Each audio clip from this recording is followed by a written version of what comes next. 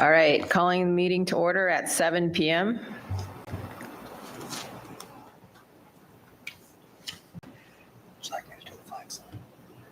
Yes, could you do the flag salute? Everybody please rise. Hand over heart. I pledge allegiance to the flag of the United States of America and to the republic for which it stands, one nation under God, indivisible, with liberty and justice for all.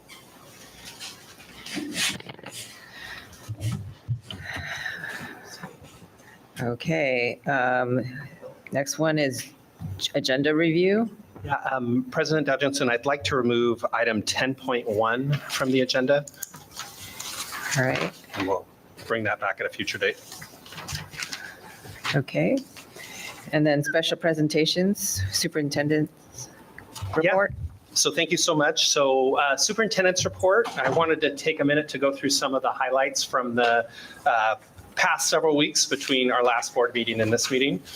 On May 11th, we were lucky enough to have Heritage High School's Polynesian Dance Group come out to Pioneer and do a great performance for them and get some of them inspired to join as part of Asian America and Pacific Islander Month. So thank you to Heritage and their group.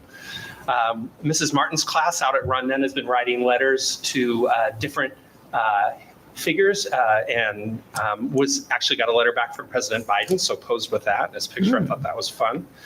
I was out at Loma Vista on this day, and I was actually there for something else, and I was watching their day custodian, Brian Stewart, who's there in the white hat. And I just saw him he saw these kids that were kind of out of sorts during the kickball game during recess, and he just stopped what he was doing and he went over there and he started playing with them. He started coaching them. He was talking to them. He was calling them by name. And I just think we're so lucky to have people like Brian in our district who go above and beyond to try to do that and make that connection with the kids. Which really, that's not typically a part of their job, but it really makes that special. I wanted to call him out. This is the time of year where we see lots of performances, and so I really want to thank all of the hard work that I can't capture all of them that went on, but this is from the May 15th performance at Adams for both their musicians and their orchestra that were out there. Also, a lot of, if you've never seen this before, we have a tradition where the middle schools come down to the elementary schools and greet and try to get the fifth graders excited about going there. And so they talk about what it's like from a student's perspective. They talk about what to expect when you come and really try to get them really prepared to be at the school. So you can see different leadership groups doing that from Bristow and Edna Hill and Adams going down to their feeder schools. So I want to thank them for doing that. We've had this great relationship with Colonel Wells, who's at Edna Hill Middle School, who's a Civil War buff who comes out and does some hands-on sharing every year. And so it's a real nice thing and something that students look forward to. I want to take a special moment to thank Justine, who's our Director of Special Education, and also Anna Perales, who you see next to her. And I'm sure Julie had a big role in it as well, though I didn't get a picture of her. But they put on this wonderful All Abilities picnic at Marsh Creek on a Saturday morning. You can see Officer Rucker and the PAL group there barbecuing for everybody. This was a free event, and they had really a lot of families that came out and joined them for face painting and fun and all kinds of things. And I think that Justine and her team have really put in an emphasis of trying to bring families out for a fun event every other month. And I think it's been a real successful thing to bring those families together. And so I just want to publicly acknowledge you and say what a wonderful thing that is. And also please thank Anna and Julie for me. This was also a special event held at Runyon on a Saturday. So this is the HSS, and they have this tradition called Guru Vandana. I don't want to mispronounce it. I was there, but they basically have students who are part of the HSS who invite their teachers out to be celebrated, and then they have a celebration. So they do special presentations, and then they honor the teachers, and then they have a special lunch for them. It was a really nice event, and there was probably 16 or 17 teachers that were invited out there, and so it really turned out to be a really nice thing. This is some of the fun end of the year things. So here's the fifth grade state hat party and parade at Marsh Creek. See some great hats there. Special thank you to the East Contra Costa Historical Society for their volunteers. This is Brentwood Elementary third graders getting out to experience what life was like back in the early days and to really see history come alive. I was able to go out and visit Miss Manfredi's fourth graders at Pioneer. They were doing California landmark projects, so each student had to select a California landmark, build it, and then talk about it and put a report on it. It was really fun to see the things that there's one on the Channel Islands you can see there. And then also open houses. So really May and June are just packed. So much great work went into this, and it was so hard to sift through the pictures and pick out just some of them because there's just so much effort and energy in showing off all the things that have been done throughout the year. So our teachers really do an amazing job and put in a lot of extra hours to make that happen. And then here's, instead of state hats, these are state floats. So you can see that at Cray and see how they talk about what they've learned about each state. So fun ones there. This is the egg drop at Rondon School. So fourth and fifth graders had to build vehicles that would safely land their egg without breaking. So no news on the success of that. May and June also bring awards for our eighth graders. So there's special awards presentations at each of our 3 comprehensive middle schools as well as our virtual schools. So you can see here the black and gold recipients at Adams, and you can see the blue and gold at Edna Hill. You can see the blue and silver. You can start to see a theme here of where they're called at Bristow. And then you can also see the Harvest Grove and the Aqua and Silver Awards. So all the schools do a really nice job of trying to recognize many, many students for their accomplishments, for their effort, for their energy during the year. So thank you for doing that. A little update on Isaac Montañez Elementary, and it's coming along, and lots of staff is getting the opportunity to go out there and preview it to look at where they're going to be. And we absolutely believe we're going to be open on time, and we'll be ready to go. And we're excited to kick off the school year there. And Principal Danielle Dobbin and her secretary Uma are just doing a fantastic job getting that ready. I love these pictures. So different schools honor their volunteers from the year in different ways. And so this was the Mary Casey Black Volunteer Tea Party. So they went kind of all out to recognize them. And it's a chance for staff to really pay tribute to the volunteers who have done so much for their students throughout the year. I love this activity, and if you get a chance to go back and look at the pictures a little closer, you'll see the detail that's on here. But Adam's sixth graders went over to Heritage for a game day, and as part of the project for our Heritage students, they had to create their own board game, and then they invited the sixth graders to come over and play and see how they went. So some of these look amazing, so really cool. Lots of other end of the year activities. I just picked one here from Garen. This is a family picnic that they put out. You can see trying to be families together and celebrate the end of the year.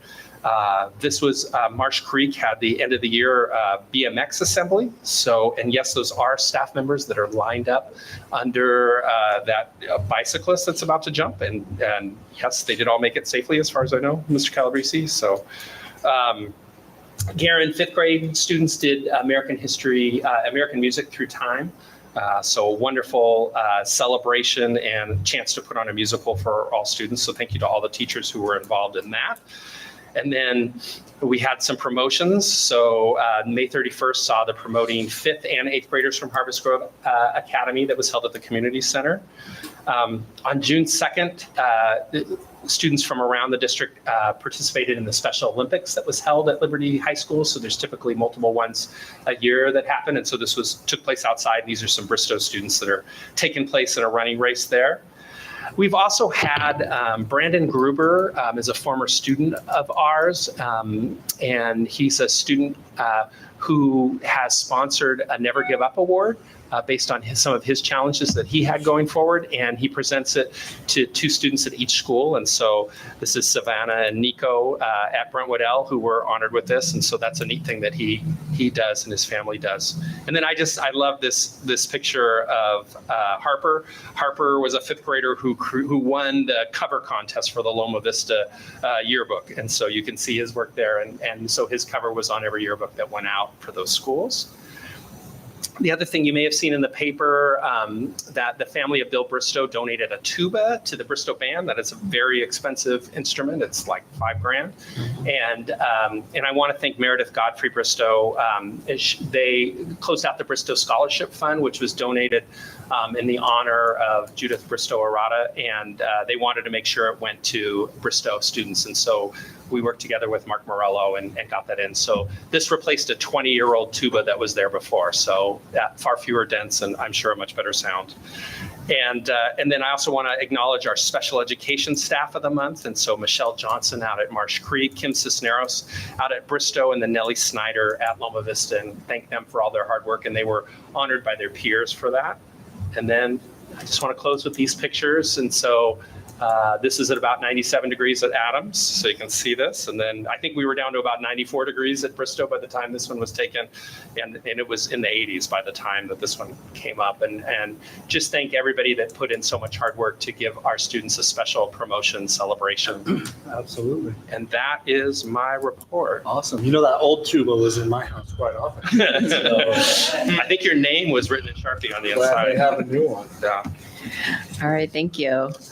At this time, public's permitted to address the school board. Oh, I just wanted to say a couple things real quick. I was able to go to the special ed that you mentioned at Liberty, and it was very Special cool. Olympics, yeah. Yeah, Special Olympics, I'm sorry. It was very special. It's if you haven't ever had the chance, it's a pretty cool thing. I've gone to a couple of them, but and then I'd like to, you mentioned it too, fortunately, the staff on all three middle schools just did a phenomenal job based on the heat and taking care of the kids and making sure and stuff. And the last thing I want to mention is after being a resident here for 40 plus years, I went to my first clap off and what is it? Clap out. Clap out, clap off, clap on. And it was Nick, I went to Nick Casey's, Principal Casey's, and the energy he puts out on those things, and it was just a very cool thing. He had a nice speech, and the kids were all in the cafeteria, and then they did the clap out. And it was cool. So that's all I have to say, but thank you. Clap out. All right, anyone else? Okay. Are there any public comment cards? Move that we open public comment. Second.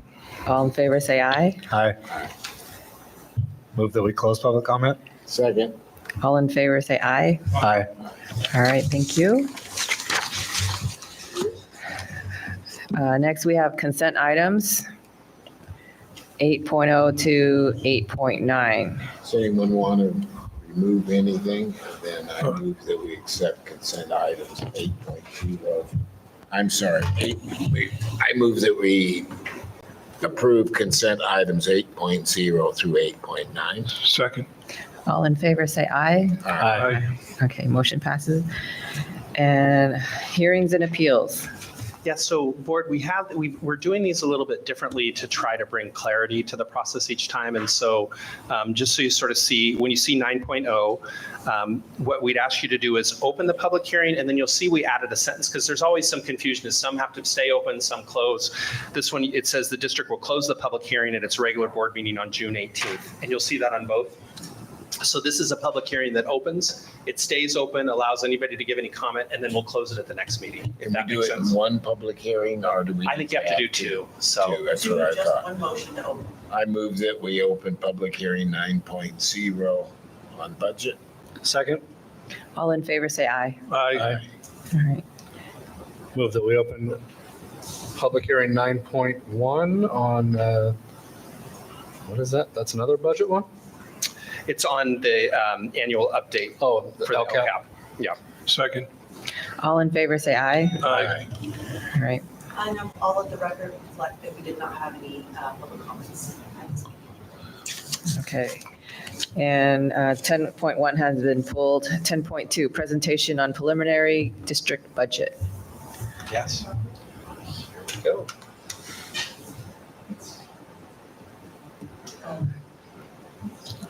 It's 156 pages, so if you could just highlight it, I'd appreciate it. She's only got 30 slides. I did. Starts on page 10. I did it fast. That's what I. And the first two slides.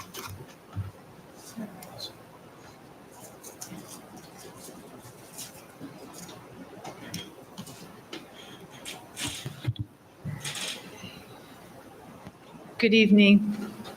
This is a presentation for the 24-25 proposed budget, which will become effective July 1st, 2024.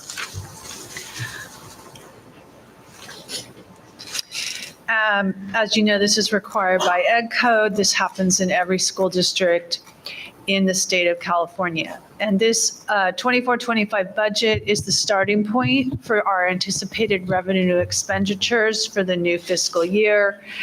And the estimated actuals for this current 23-24 year start the beginning fund balance of this. So here we are in our annual budget calendar, and this is the beginning of another new fiscal year, the district adopted budget, which is being presented tonight and adopted on the 18th. So talking about what goes into an adopted budget, I'm not going to go through everything because we're familiar with a lot of it, but it is based on the governor's May revision, which is what he proposes for the state 24 through 25 annual budget, which it signed into law on July 1st. So we are adopting the budget prior to the state doing their enacted budget. The main points that we look at in adopted budget, as with all budgets, though, this shows enrollment estimates based on enrollment, what we believe will be for starting in August. Montañez Elementary, that's very exciting. It's opening, but their budget has been added to this year's budget. Again, just a reminder, we have no more one-time funds from the state. We've used most of them up, and there's no new money anticipated. And also in this budget, the 23 and 24 salary increases are not included, as we have not finished our negotiations. I won't go through this slide in detail. We look at it every time, but this is the new LCFF funding amounts for this year. There's a 1.07 COLA. Just if you take a look at the red circle, that's called the adjusted base grant, which every district in the states gets. And then if we have our UPP, our unduplicated pupil percentage, 20% or more, we get an additional $2,214, which we get for about 27% of our students. So just the main thing I wanted to say, if you look at the bottom of the slide, so we have approximately 2,650 students, or 27.13%, that gives us that supplemental funding, which is estimated to be $5.4 million this year. And that is resourced directly to the students. You've seen this slide before. Why is our funding different? It really has to do of our low unduplicated pupil percentage. And I've shown this slide before, so I'll just keep moving forward unless you have a question. The other thing is our district, unfortunately, is the lowest funded district in our area. As you can see, we're number 6 out of the 6 in our local region, and it's really tough to fund all our programs for our students. Also, the LCFF funding is $9,948. This is 21-22. No other data was posted at the time. But the total funding, what that means, it's your LCFF funding plus your other federal, other state, like lottery, and any other local revenue, like when we rent out fields and gyms, things like that. And it's always good to remember, so we're at a 1.07 COLA. This slide is from school services. It says 0.76, but at the bottom I said, but so our base grant is only going up by 1 0.07% that's in theory going to cover all our expenses. And as you know, it costs considerably more than that just for our annual increases. Our projected enrollment and average daily attendance that this budget is based on for now is, so enrollment, we're looking at 9,953 and an ADA of 95.59%.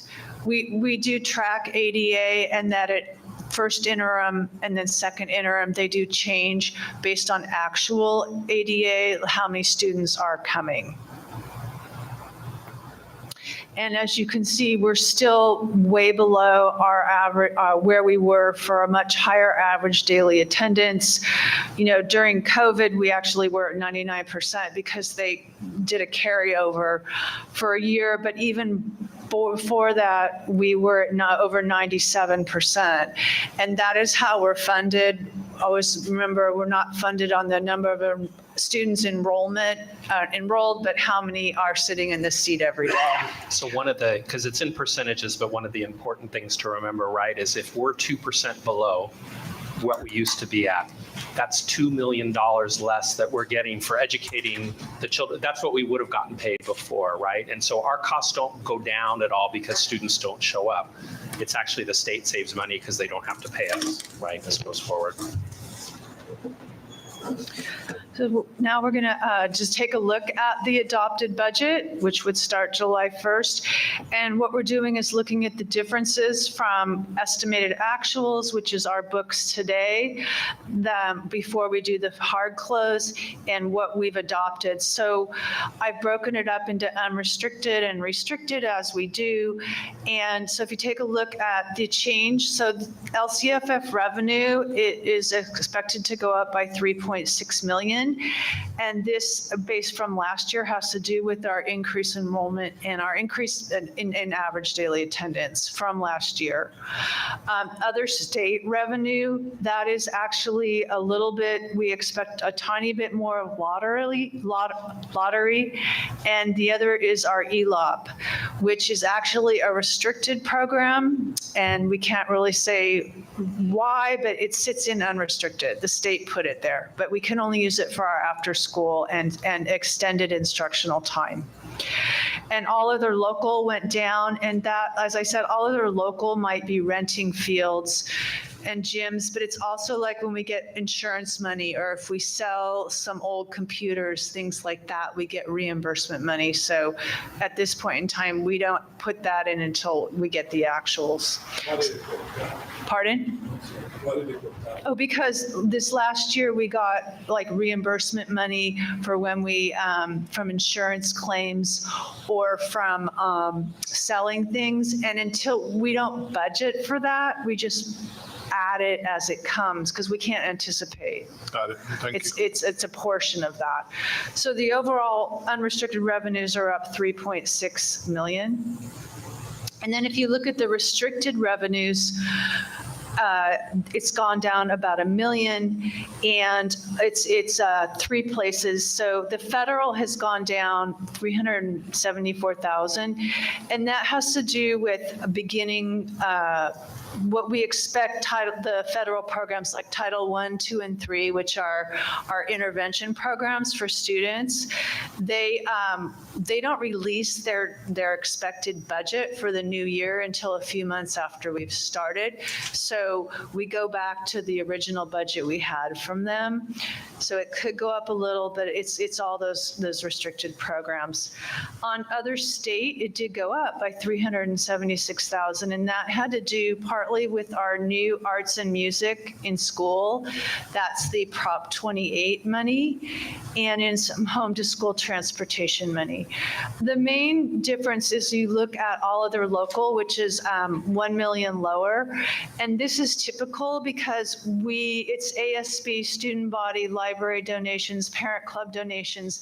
So they start very low. They start with their actuals, and then throughout the year they go up, so that all other local, and it comes in through other local restricted, so it will go up. Those are very targeted. And combined revenues would be a 2.6 million increase. So this is, wanted to share some sort of key indicators of what the costs that went up this year, because we talk about, you get a 1.07% COLA, but these costs go up every year. So we call step and column. Well, step takes effect July 1st. Everybody goes up a step. And so that is almost $1 million alone. We do column in the fall, and that's estimated at another $500,000. Hey, Diane, just to, Oh.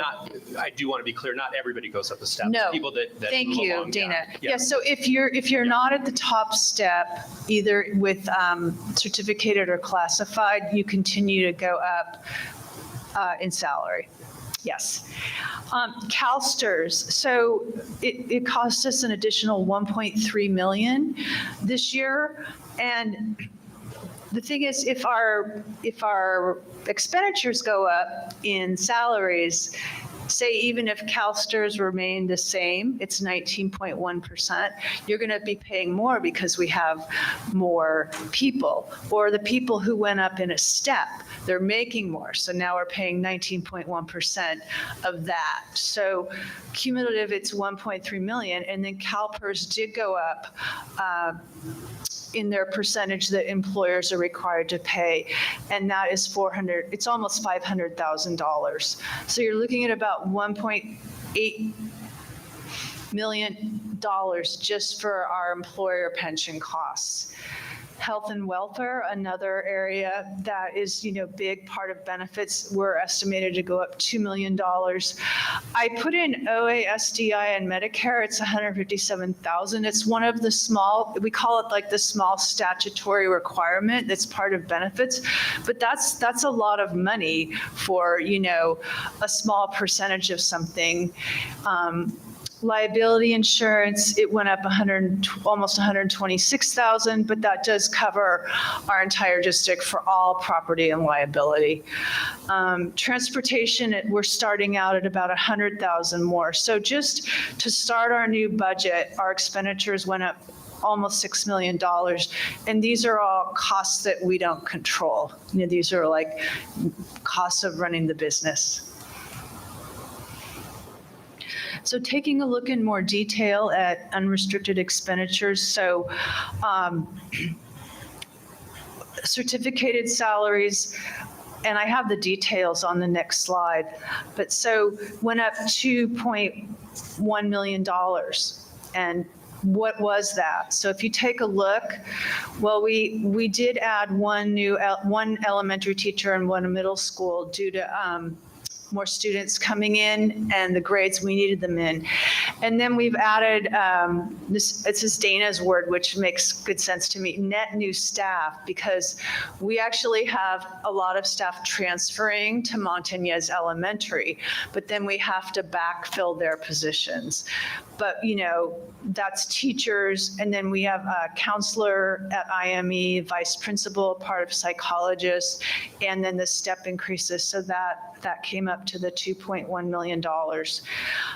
Classified salaries went down $326,000, and that was because we moved, we shared back in February that we were going to take 25% of 12 custodians, like the day custodian at each site, and move 25% of their cost into cafeteria fund, because they spend a lot of time cleaning up garbage, recycling, and all of that. So that's why that went down. And then employee benefits went up almost $1.6 million, and it's again because of what I just shared with you about CalSTRS, CalPERS, health and welfare. And books and supplies did go down. We had a little bit smaller budgets for school site supplies and also for department supplies. And then operating services went down a little bit, and this is on the unrestricted side. And again, it has to do with like one-time contracts. Like, for example, we've hired it's formerly Checkers, Consortium Consulting, to help us go out to bid for our health and welfare. So we've paid them money this past year, and other providers that were one time. So we take them out, we make sure not to just carry that over. So if you go back, you're looking again at the 2.3 million increase in unrestricted expenditures. In restricted expenditures, it's similar, but certificated salaries. So if you take a look, certificated salaries and classified salaries went up, but services and operating expenditures also went down. So a part of that reasoning is that, like, so if you go back to certificated salaries, we've hired internally. HR has been really great working with special ed. And so we've hired more internal speech and SLPs, speech and language pathologists, which were normally contracted. So now they go back onto the salary side of the budget instead of services side. We've also hired 2 new SDC teachers. We have our special ed positions at Montañez. And then we have 6 new teachers added for the Prop 28 money, the arts and music in schools. So that was a 2.7 million increase. In classified salaries, part of it says, part of our, they're called our behavior technicians and SLP assistants were contracted, and we've been able to hire for next year internally. We also have, it's gone up because we've had to increase our SDC instructional aides and one-to-one aides. So again, it's employee benefits are up 3 million because of the increase in salary and benefits. Books and supplies went down by 1.2 million, and that's because we had used one-time funds and had purchased adoption material that we don't need this year. And then again, back to the 3.5 million in services and operating expenditures. We also, so part of it is these contracts for special ed, but a part of it is that we're using up the one-time money. So educator effectiveness, for example, like we might have spent 500,000 or 600,000 last year, and now we're only spending 300,000 because it's going down, right? The balance is going down. Same thing with the arts, music, and supplies discretionary grant and some of ELOP. So what you have is a total increase in expenditures on restricted of 2.1 million. We wanted to just share with a little bit, we always talk about the special ed.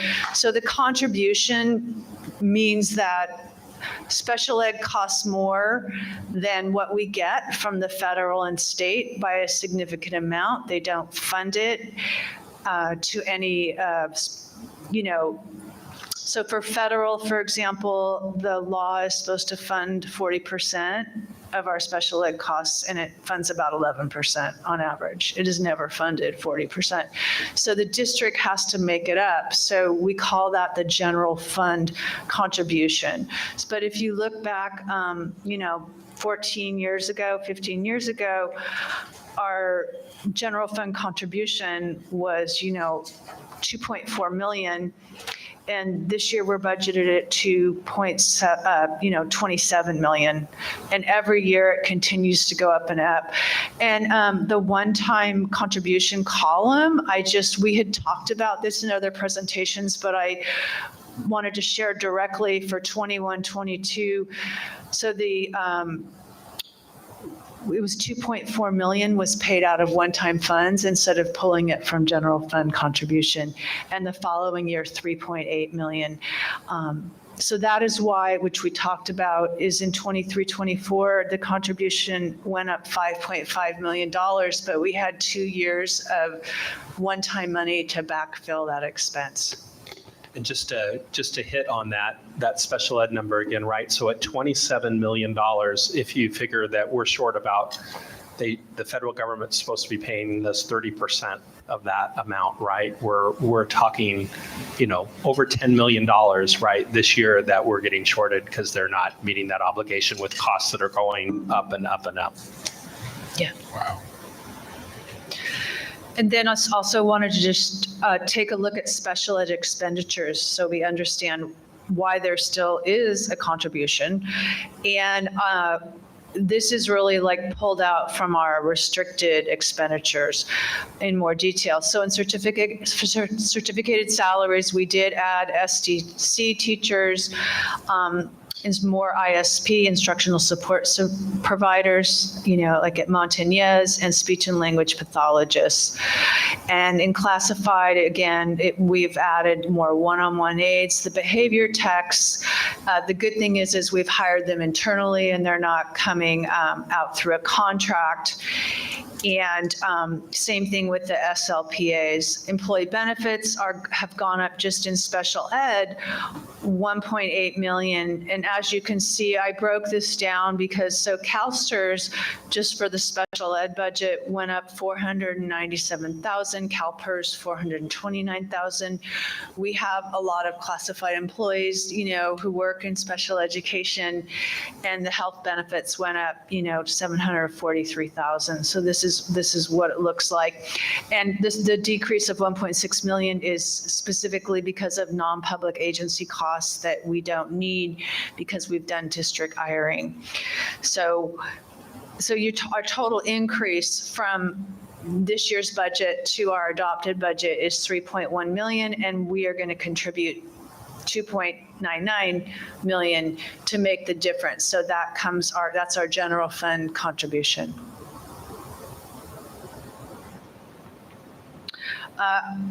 Combined expenditures are 4.4 million, and we've been through how they're broken down between unrestricted and restricted. And as Dana has said many times, but we have to approve a budget and the 2 following financial years after that in order to be certified. These are done through multi-year projections, which are really based on today's data, today's mathematical assumptions. We base them on, as I said, the May revision. So the Department of Finance, Governor Newsom releases all the data, and we use that for our multi-year projections along with school services and FCMAT data. So when you're planning the multi-year, you add, the main most important things are for 24, 25. We have a COLA this year of 1.07%. And, back at the, when the budget was last year in the fall, we thought it was going to be almost 3%. And that's what we're talking about. Why is there so little? Almost 4%. It was like 3.96 or so. We've lost 3% in COLA as the state, Treasury wasn't bringing in enough revenue. And then we have the COLA for the 2 out years. Again, we talk about enrollment, which we talked about with, 9953 for this year coming up and growing at least by 50 the following out years. The average daily attendance percentage, it will change at first interim. We really hope it will be higher. Because we'll have 4 months of student attendance data to base it on. Then we've already talked about CalSTRS and CalPERS, how much that's costing, and it shows the rates. CalPERS continues to go up for the next 3 years. So this year it's now it's 27.05% of every salary the district is required to pay to CalPERS. And in 2 more years, it's going to be 28%. Consumer price index, that's this year, it's right now 3.1. And that's what we do when we budget for our equipment, our supplies, and our services. When we do a multi-year projection, we say it's going to go up at least by the consumer price index. I mean, for example, PG&E, goes up 20 times that, but this is what we put into our budget. We also add medical premium increases, step and column, and that what we have from that is we have our multi-year projections. So taking a look So you have your combined revenues, combined expenditures, and then the change in fund balance. So 24, 25, we've got 137.6 million in revenues, which we've looked at. We have our expenditures are higher at 142 million, and so we're deficit spending of 4.7 million. However, part of that is the restricted. This just shows it combined. So what we really want to look at, you have a combined ending fund balance of 12.1 million, but it's either the restricted ending fund balance, which is 5.9 million, and then I've circled in red the unrestricted ending fund balance, which is $6.2 million. And what does that look like? What are the components? Well, we have a 3% reserve for economic uncertainties, and we need that every year in order to get certified by the state. That is the minimum reserve we can have. Our board has a 1.25% additional reserve for economic uncertainties, which in this fiscal year 24-25 is 1.8 million. We also have a little 114,000 in lottery that is in our reserve. So right now at the end of this year, for this adopted budget, we have 4.35%. That is not 1 month's payroll, but we do meet the minimum requirement. And then if you go the 2 out years, it goes up slightly to 4.56 and then up to 6.15, and that has to do with growth and enrollment. And again, this changes. A multi-year projection changes every time we have it at every budget certification because the data has changed since then. But this is what we're certifying on. And just a reminder, that's without any negotiated settlement going Thank forward, you, right? So Dana. we're still working off that premise. Yes. And as we put together this 10-year district reserve history to show that, it's been up and down. Like 2021, it was 10.29, and that had to do with, that was the second year after, COVID. But we're at 4.35. It's the lowest in 10 years. And again, that's before we have negotiated a settlement agreement for 23-24. It's important to remember we have other funds besides general fund. They're restricted. They're focused exactly on cafeteria fund is it can only be used for the child nutrition department. It can't go anywhere else. Fund 21 is our bond fund. Right now we're expecting an ending fund balance of 2.8 million. Our developer fees, Fund 25, it shows 7.5 million. That is very specific that you can only spend it based on growth. You can't spend it on any other reason, and there's a lot of statutory requirements, and we report in the fall on that in the board. So where are we today? So as we know, our increased revenue will come from growth of ADA attendance and enrollment. But where we are today is very different than where we've been, this district's been in the past. We always monitor costs closely. We always look at everything we spend. But the difference now is that as new costs come up, it's going to require either more revenue or we're going to need to make reductions in the way we do. It's like our pattern of business needs to change. We're going to have to make cuts to meet the reserve, going forward. We have to be. We're equally as conscious as we were previously, but it's going to be harder to make a decision because there's no one-time money to cover it or to add, an increase in something when it's needed. It's just coming from a place of how are we going to do it and what are we going to have to cut if this is the priority? Because as they say in school districts, you get to, you choose what you're going to fund, which programs go to the students, but you can't do everything. So if you add something, then something else has to be balanced on the other end. Also, the state, as we know, is in a very bad economic state. There's projected deficits this year, starting in July, the following year, and even in this 23-24, for 3 years, there's deficits. They face fiscal uncertainties. There's many challenges that they're facing that directly affects school district funding. That's where we get all our money from. So when their general fund revenues go down, we're going to get less. They're going to not be able to support schools in the way we all want them to.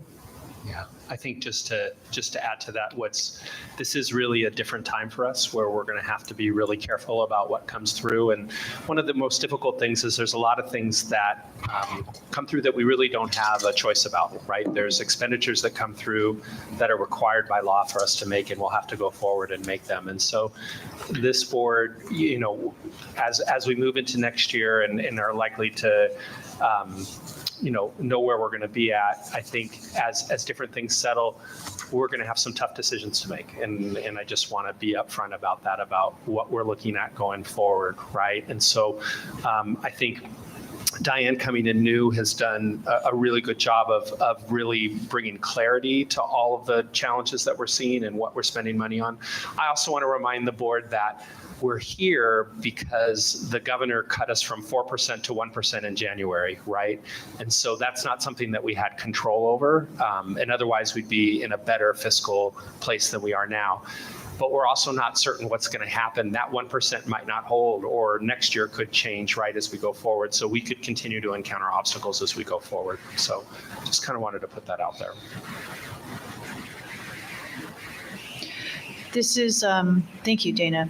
So this will come back for adoption at the next board meeting, and then the governor will sign his budget by July 1st. So at the end of this year, in order to remain certified, we must stay at the 3% budget. And we will probably be very close, if not having to do cuts now in order to keep that 3%, which we've had as high. Yeah. If we look at At this point, we don't have to make any, we're still above the 4.25 required reserve. So the 3% and then the 1.25. But we haven't settled negotiations and we haven't seen the final budget yet. So as those things come through, we'll have to look at it, and it's possible that we'll have to make cuts as a result to make that reserve going forward. we hear the word cuts, and you cuts. What do you cut? I mean, we're trying to provide our best for students, and when you have to cut, then students obviously are the ones that are impacted. Yeah. So that's a huge concern. It is a concern. We want to be upfront with it going forward. Yeah, thank you.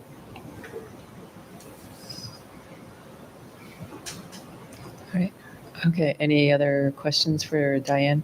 Just real quick, Diane, the 9953 for our projected student enrollment, we're stuck with that irregardless. Let's say October, fall break, it's up to 10,000, whatever, but we don't get any additional, So we're not stuck with it until the first Wednesday in October. Oh. So if it goes up between now and then, but ADA changes throughout the year. Right. So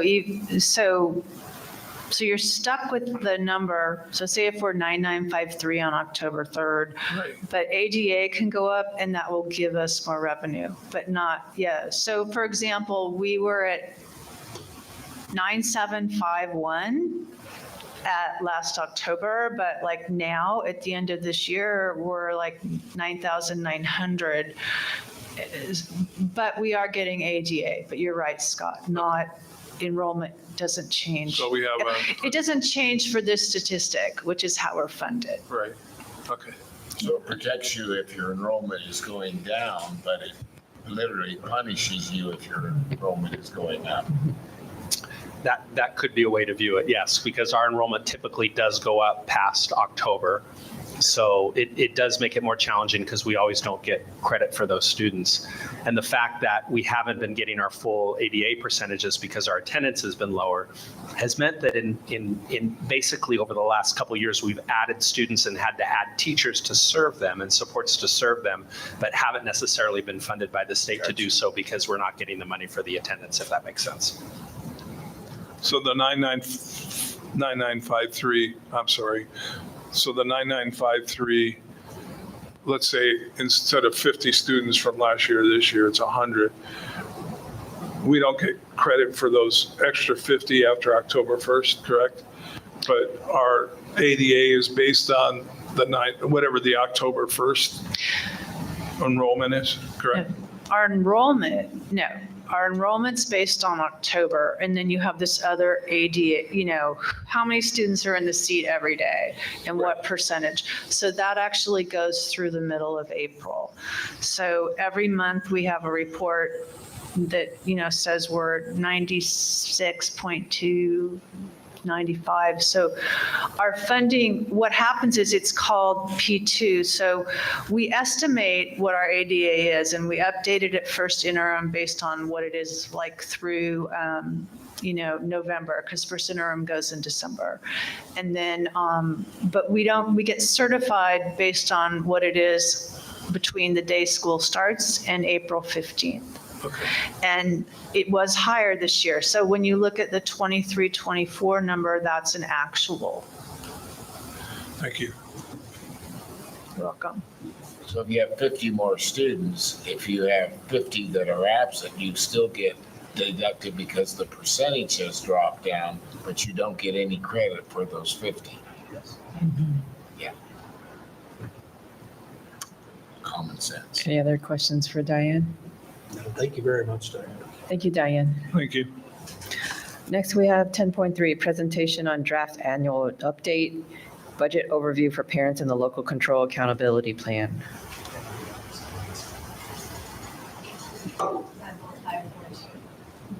You have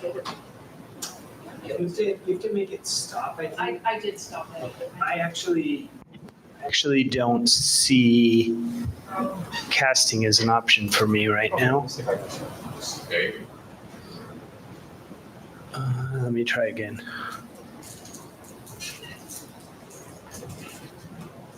Want me to do it? If you can, sure. Got it. All right, good evening, Board of Education. This is our presentation on the LCAP, working towards approval at our next meeting. So just a couple of highlights here real quickly. The most important thing I want you to know tonight is this LCAP that's included in your packet is a brand new 3-year plan. So the LCAP runs on a 3-year cycle, and we had to input everything and start new with this year. A highlight there that's really important is that there is a big obligation in the LCAP for us. It's really in those last 8 or 10 words to increase or improve services for foster youth, English learners, and low income, what's otherwise known as our unduplicated students. And this one's a little hard to see, but there are 8 priority areas that we need to cover in the LCAP. And we need to write actions and goals and metrics for all of those 8 priorities. Just a reminder too that this really includes 3 main pieces. It's time for us to do strategic planning, and I know that some of you were included in that group, to involve our educational partners, and then it's a tool for accountability and compliance with the state. These are the areas that are included in what I included in the packet. So you have the budget overview for parents, the annual update, so responding to our last year's LCAP is what that is, and then the new LCAP, including action tables. So that is included in your packet. Just for review, next week I will be back for approval. Questions? I want to acknowledge Michael for really taking the lead on this. This is a lot of work. There's a lot of hoops to jump through. We shared at the front, the most important part are the goals and the board priority goals that we list up front, right, that come out of our strategic action planning. But the backup here is what's required to the state, and he's done a really good job of getting us compliant with that as we move forward. Great. Awesome. Thank you. Thank you, Michael. Next, we have 10.4, approval resolution 2024-17. So, board, this is going to be awkward, but this is the time we talk about running for seats again. And so one of the things that we're required to do is to run an election each time. And so this is an action item that's there, and it just calls up that we have 2 seats that are reaching the end of their term for November's election. And so we need to take action to move forward to call an election. Anything else that you need on there? No, I just think we might, Mr. We do have an action, I think we should move to Mr. Harris return for the motion. I think we can do it with the majority, as long as if everybody votes, we're good. I'll I make move that we Please go ahead. approve resolution number 2024-17. Second. All in favor, say aye. Aye. All right, motion carries. Next, 10.5, board priority goal update, develop and implement district equity plan. Yeah, good evening, board. Excited to be able to present this to you today, and I do have access, so that's exciting too. Let's see here. Chris, is your microphone on? How about that? Is that better? All right, I'll get on my radio voice too. Ms. Job is not here tonight, so we did this together. I want to make sure that you know that this is a project that we continue to lead together. So we, as you know, we took the recommendations. Forgive me, I'm having trouble.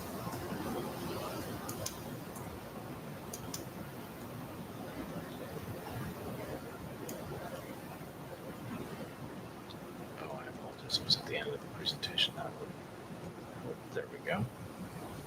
We took the board goals, we took the equity plan recommendations that came from our consultants and our DIB group, and then with that, helped to develop our board priority goals, and you see those there. Our priority goal that pertains to equity is development and implement district equity plan, form staff and family committee, co-create district equity plan, implement plan into school goal process, and that's where we are at. This is a review of what we have done so far. It's part of our presentation last time when we met with you. So the equity work was done by the Canizales group, and then the work that has continued to happen is our DEIB committee continues to meet and share out what is happening at school sites, and then taking initiative with the equity plan and our next steps.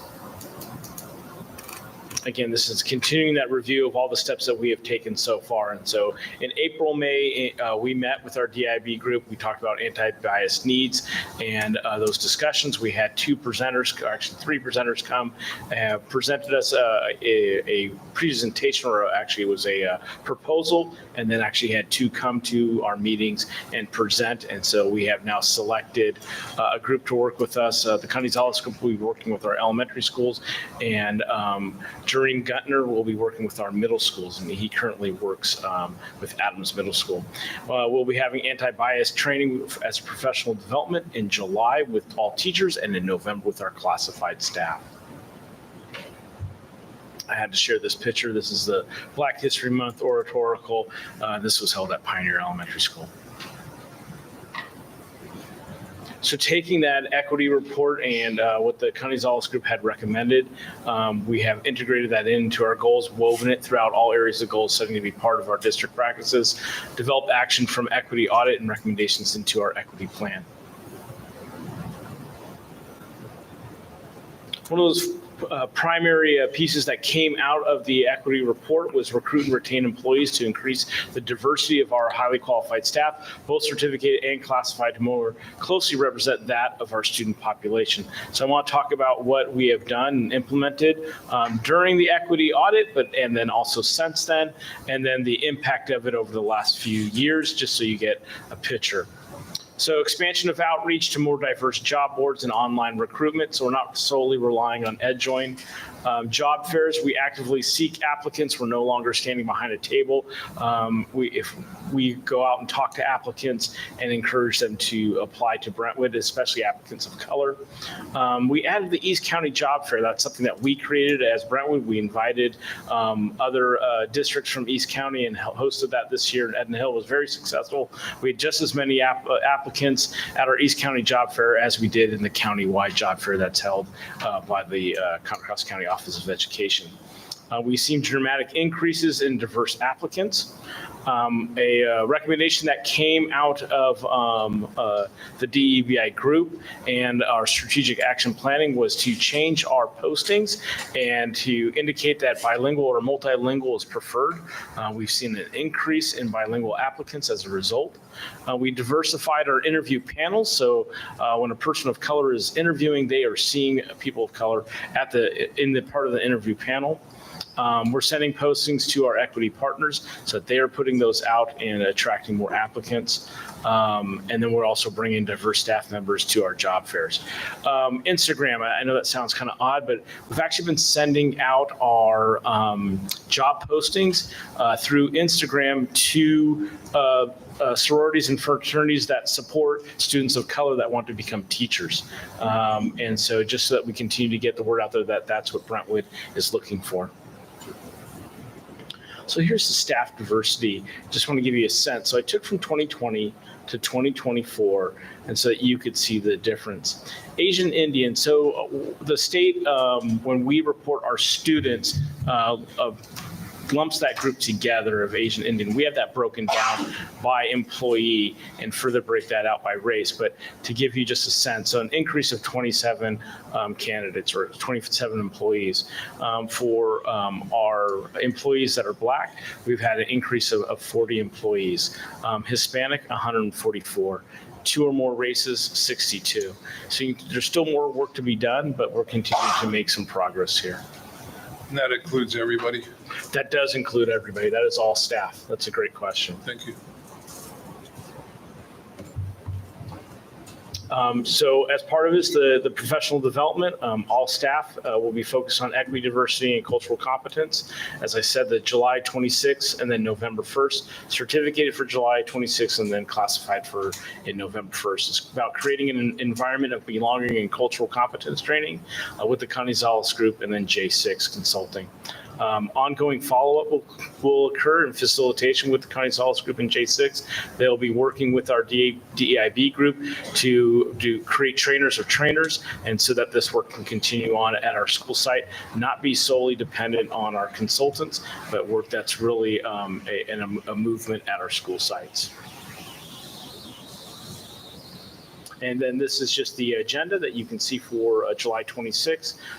We've split our groups into the elementary and into middle school, and an overview just basically of the day, along with a conscious classroom management piece will occur that day for professional development.